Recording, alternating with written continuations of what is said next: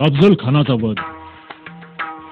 खान वाईला आला, पण विजापूरहून निघताना खानानं वाटेतल्या गावात लुटालूट केली. कित्येक निरपराध लोकांना त्यानं ठार मारलं, मंदिरं उद्ध्वस्त केली आणि मगच तो वाईत आला. खानानं केलेल्या अत्याचाराच्या गोष्टी शिवाजी महाराजांना समजत होते.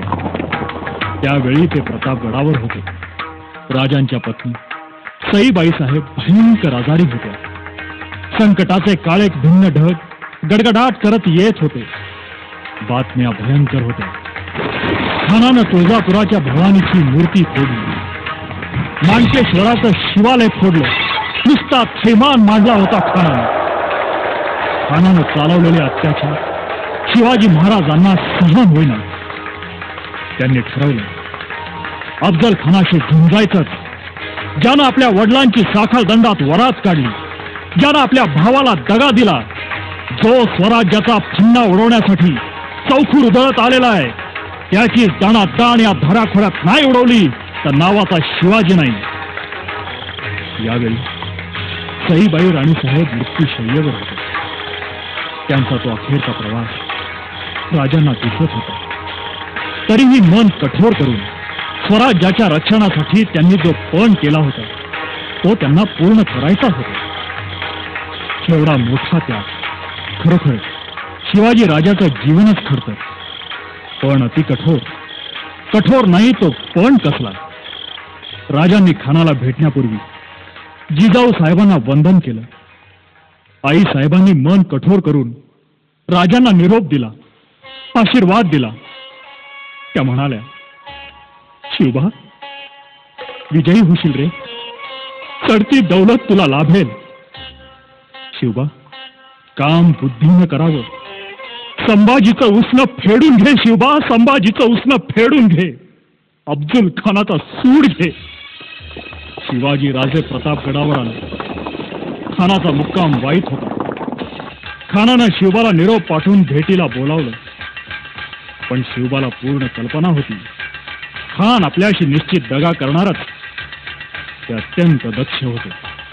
त्यांनी धूर्तपणे खानाला निरोप पाठवला, खान साहेब, मी फार घाबरलोय. मी शरण येतो, पण वाईत येऊन भेटण्याची माझ्यात हिंमत नाही.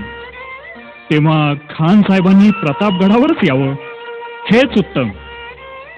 शिवबाच्या मनात काय चाललंय हे काही खानाला कळलं नाही. त्याला वाटलं स्वतःला शूर समजणारा शिवाजी तर चक्क डोंगरातला उंदीरच निघाला. खानानं शिवाजीचं म्हणणं मान्य केलं आणि प्रतापगडावर भेट घेण्याचं ठरवलं. शिवबानं प्रतापगडावर एक भव्य मंडप बांधला. मंडपात हंड्या झुमरं लावली, गालिचे पसरले, नक्षीदार मखमली पडदे लावले, खूप थाटमाट केला. सकाळ झाली. राजे शिवशंकराच्या पूजेस बसले. इकडे खान आपल्या छावणीत भावी यशाची स्वप्न पाहण्यात रंगून गेला होता. खान भेटीसाठी निघाला. भेटीच्या शामियानात खान आला. याच वेळी खानाच्या गाफील फौजेभोवती राजांचे मावळे दऱ्यात कोपऱ्यात दबा धरून इशाराची वाट बघत बसले. खानाला इतकी घाई झाली होती की तो वेळेपूर्वीच येऊन दाखल झाला. आपल्या यशाविषयी तो निशंक होता, म्हणूनच गाफील होता. शिवाजी राजांनी अंगात चिलखत चढवलं, त्यावर अंगरखा घातला, डोक्यावर पोलादी जिरेटोप चढवला आणि त्यावर नेहमीप्रमाणेच फेटाही बांधला. वाघनख, बिछवा आणि तलवार बरोबर घेतली. श्रींचं दर्शन घेऊन राजे निघाले. प्रतापगडावरचं वातावरण क्षणात बदललं. सर्वजण गंभीर झाले. गडावर बंदोबस्त उत्तम होता. खानाची भेट होताच इशाऱ्यासाठी तोफा उडवण्याची व्यवस्था राजांनी करून ठेवली होती. प्रत्येक बाबतीत राजांनी योजनाबद्ध दक्षता घेतली होती. राजे निघाले. त्यांची शांत धीमी पावलं पडू लागली.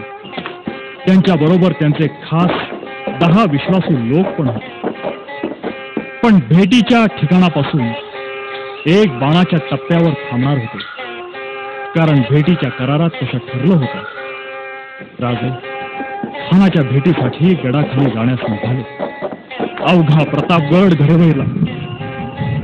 अनेक मावळे सैनिक राजाभोवती जमा झाले. ते राजाला सांगू लागले, राजा, आम्हाला पण ने रे तुझ्या बरोबर, आम्हाला सुद्धा ने. त्या सर्वांची माया राजे ओळखत होते. तेवढ्याच मायेनं राजे म्हणाले, माझ्या बरोबर तुम्ही येऊ नका, तुम्ही गडाचं रक्षण करा. माझ्या भावांनो, संभाजी राजांना सांभाळा, स्वराज्य सांभाळा. शहाजी महाराजांना माझा मुजरा सांगा. राजे गडावरून खाली उतरले, पण वाटेतच थांबला. खान शामियानात येऊन बसला होता, पण त्यानं सय्यद बंडा या शूर जवानात शामियानात आणलं होतं. वास्तविक वकिलाशिवाय कोणालाही तिथे आणू नये असंच ठरलं होतं. राजाने खानाला निरोप पाठवला, खान साहेब, सय्यद बंडास दूर करा, कारण मी फार घाबरलोय. खान साहेब, अहो, आपण मला वडिलांसारखे, तरी पण मी गुन्हेगार, म्हणून मला फार भय वाटतंय. खानाला हसावं की रडावं तेच सुचेना. राजाच्या या शंकेखोर भेदरटपणामुळे खान अधिकच बेसावत बनला. त्याला मात्र आतून आनंदाच्या उकळ्या फुटू लागल्या. आता या बंडखोर शिवाचा सहज फडशा पाडता येईल असं त्याला वाटायला लागलं. त्यानं लगेच सय्यद बंडाला बाहेर जाण्यास सांगितलं. राजे शामियानात आले. त्या क्षणी खान थोडा पुढे आला. त्याचा अवाढव्य देह बघितल्यावर यमदूताच्या छाताडात पण धडकी भरायची. पण शिवाजी राजे शांत होते, एक टक खानाकडे बघत होते. खानाला ते सहन झालं नाही. खान एकेरी भाषेत आणि माजलेल्या सुलतानी मिजाशीत शिवाजी राजांना म्हणाला, तू आपल्याला हिम्मत बहादूरची घमेंड मिरवतोस काय? बेअदबीनं चुकीच्या रस्त्यावरून का चालतोस? बादशाह आदी आदिलशहा, बादशाह कुतुबशाह आणि मुघल बादशाह यांची हुकमत ठोकारून तू बेलगाम वर्तन का करतोस? तुझी घमेंड जिरवून तुला धडा शिकवण्यासाठीच मी इथं आलोय. तुझे सारे किल्ले माझ्या ताब्यात देऊन तू माझा आश्रित हो. सारी घमेंड सोडून या अफजल खानाला येऊन भेट. ये ये रे शिवा, ये, असा घाबरू नकोस, ये माझ्या मिठीत ये. असं म्हणत आलिंगनासाठी खानानं दोन्ही हात पसरले. त्या दोन हाताच्या जबड्यात खान शिवाजी राजांचा, स्वराज्याचा, साहेबांच्या पुत्र सुखाचा आणि सह्याद्रीच्या हृदयाचा घास घेऊ पाहत होता. खानानं राजांना एकदम मिठी मारली. प्रचंड देहाच्या खानापुढे राज खुजे होते. त्याचं मस्तक खानाच्या बगलेत लागलं. खानानं एकदम राजाचं मस्तक आपल्या काठेत पकडलं. काही समजायच्या आत खानानं आपली कट्यार काढली आणि एकदम दातोड खात त्यानं राजांच्या डाव्या कुशीत ती कट्यार मारली. राजांचा फक्त अंगरखात करणात चिलखत होत. खानाला राजांची चाल समजली. त्यानं राजांची मान काठेत दाबायला सुरुवात केली. पण खानाला जास्त वेळ न देता राजांनी अत्यंत चपळाईनं बिचव्याचे तीक्ष्ण पातं एकदम खानाच्या पोटात खुपसलं आणि खानाचा कोळथळा शिक्कन बाहेर आला.